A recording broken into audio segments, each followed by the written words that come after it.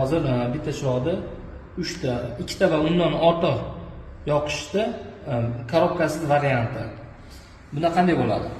Har bir birinchi konsolga vod keladi, lampochkaga chiqarasiz. Birinchi podrazdelda. Keyingi konsollarga hammasiga 3 talik bir-biriga bog'lab qo'yasiz. Oxirigacha aytaylik 10 ta qo'shsangiz, har biriga o'sha 3 talik bir-biriga bog'lab qo'yaverasiz. Bu qanday ulanadi? Qarang. Nollar o'sha birinchi konsoldan lampochkaga primoy ketdi, 0 bo'ldi, 0 da esdan chiqaramiz. Faza L1 ga ulanadi. L1 dan ko'k bilan sariqdan ketib, o'rtadagi perekrosinimiz yo pastiga yoki tepasiga ulanadi. Pastiga ulaganman. Tepasidan yana ketdi. Keyingi выключателimizga L1 bilan L2 ga ulanyapti, ko'k. L dan qaytib chiqib, kelib, o'rtadan yana bir-biriga ulab qo'yapmiz. Hozir 3 talisini tashlaganmiz-ku. Ulayapmiz. Ketib, lampochkaga ketyapti. Tushunarli bo'ldi. Bu mana shu podrazdelniydi. Birinchisiga lampochkani qo'ysangiz, shunaqa o'ylaysiz. Mana xohlagan joyingizda yoqib o'chiraverasiz.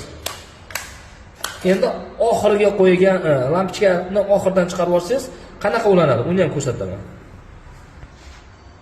Qarang, endi bu lampochkamiz oxirgi выключателdan chiqib ketyapti. Bu qanday ulanadi? Bunda ham o'sha har bir выключателlar orasiga 3 talisini tashlaysiz.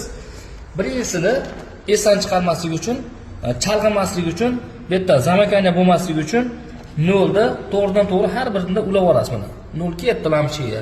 Bo'ldi, esdan chiqaring 0 da bir-birining ichida ulab olasiz. Endi qarang, faza L ga kiradi. L1 bilan L2 dan chiqib, o'rtadagi выключателda yoki pastga yoki tepasiga kiradi. Endi tepasidan chiqib L1 bilan L2 ga kiryapti. L dan lampochkaga qarab ketyapti. Tushundingiz? Endi qarang, siz hali savol berasiz. Er-xotin aytaylik mana divanda, mana hozir biz shunaqa uyimiz shunaqa montajlaganda. Bu eshikni oldi, ikkita divanning ikki yoni. Er-xotin birdan ezib olsa nima bo'ladi deyapsiz. Hech nima bo'lmaydi. Mana, hech nima bo'lmaydi. Qaysi biri jim tursa, ikkinchisi yoqsa yonadi. Shunaqa. Hech qanday bir nima bo'lmaydi. Kelishib olishadi. Ikkimiz birdan ezmaymiz, er-xotin deydi, xullas. Foydasi yo'q. Bo'ldi.